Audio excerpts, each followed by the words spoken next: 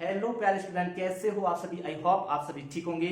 साथियों, आज हम पढ़ने वाले हैं कक्षा 10वीं का 1.1। आज शुरुआत करते हैं हम प्रश्नावली की और बहुत शानदार तरीके से हम प्रश्नावली करने वाले हैं। तो प्यारे विद्यार्थियों, निम्नलिखित संख्याओं को अभाज्य गुणनखंड के रूप में व्यक्त कीजिए। ये हमारा पहला क्वेश्चन है। हम शुरुआत करते हैं। सबसे पहले 140 का गुणनखंड करते हैं। तो देखिएगा, 140 को सबसे पहले 2 से काटूंगा। 2 एकम 2, 2 7 14, 0 का 0। फिर 2 से काटूंगा। 2 एकम 2, 2 दूनी 4, 2 3 6। 3 बार गया, बचा कितना? 1 बचा साथियों। तो ये कितना हो गया? 10। 2 पंजे 10। अब 35 5 से कटेगा, तो मैं 5 से काटूंगा। 5 एकम 5 और 5 7 35। अब मैं 7 से काटूंगा। 7 एकम 7। तो देखिएगा, इसको कैसे लिखूंगा? 140 का अभाज्य गुणनखंड क्या हो जाएगा साथियों?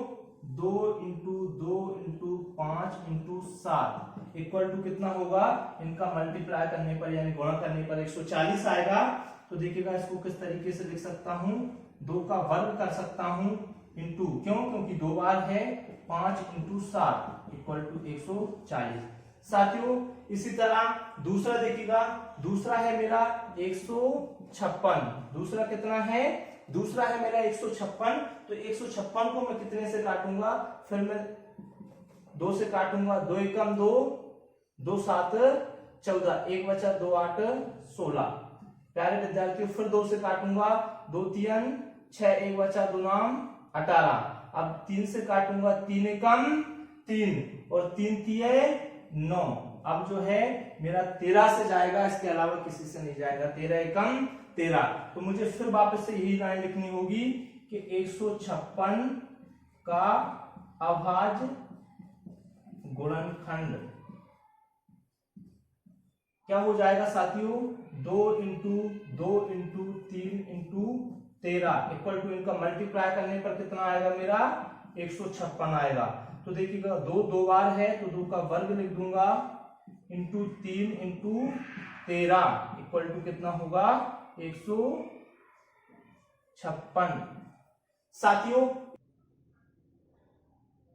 तो साथियों देखिएगा, तीसरा क्वेश्चन करते हैं इसका।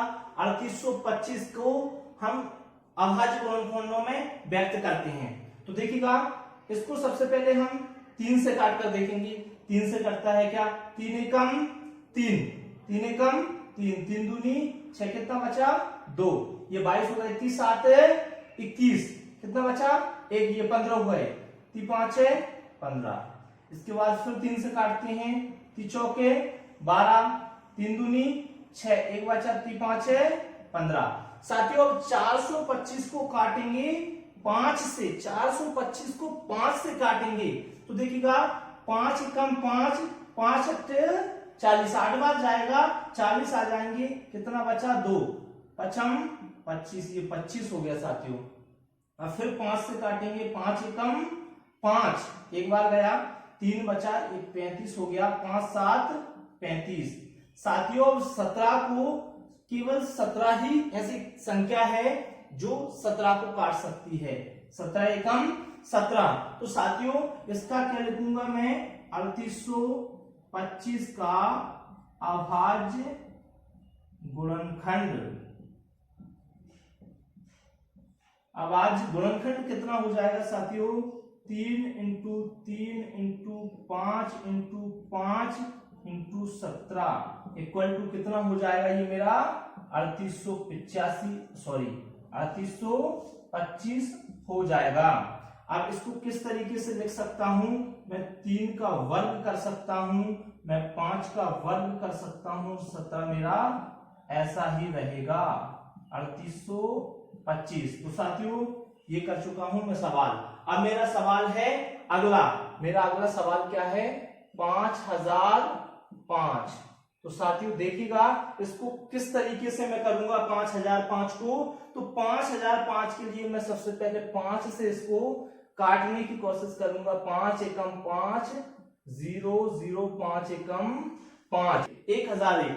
1001 को काटूंगा मैं 7 से, 7 एकम 7, सॉरी एक बार गया, 7 एकम 7, 3 बचा, ये 30 हो गया, 7 चौके 28 बचा, 2 21 हो गया, 7 तिये 21।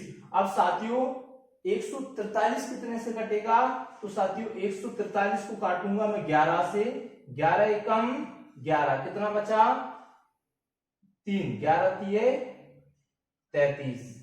अब मेरा ये 13 से कट जाएगा, 13 एकम 13, तो मैं लिखूंगा 5005 का अभाज्य गुणनखंड। तो साथियों इसका क्या हो जाएगा अभाज्य गुणनखंड, देखिएगा 5 into 7 into 11 into 13 equal to कितना हो जाएगा 5005। अब साथियों